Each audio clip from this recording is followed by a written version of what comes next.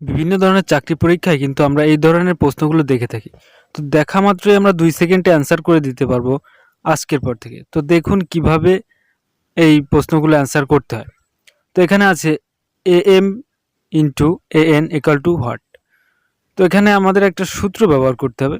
তো সূত্রটি হচ্ছে, আমরা জানি উপরে সবগুলো যেহেতু পাওয়ার, তাই শর্টকাটে বলি x a into x b equal to a plus B.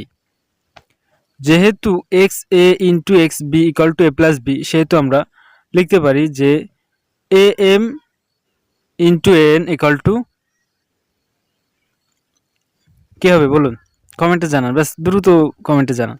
তো a m into n equal to a m plus n. তো আমরা জানি সব ক্ষেত্রে কিন্তু সবসময় এম মানে পাওয়ারে পাওয়ারে যোগ হয়। যদি গুণ থাকে এ এ প্লাস এ ইন্টু বি, যদি গুণ আকারে থাকে তাদের পাওয়ার কিন্তু যোগ হয়ে যাবে। তো দেখুন এখানে আমাদের answer a m m plus N.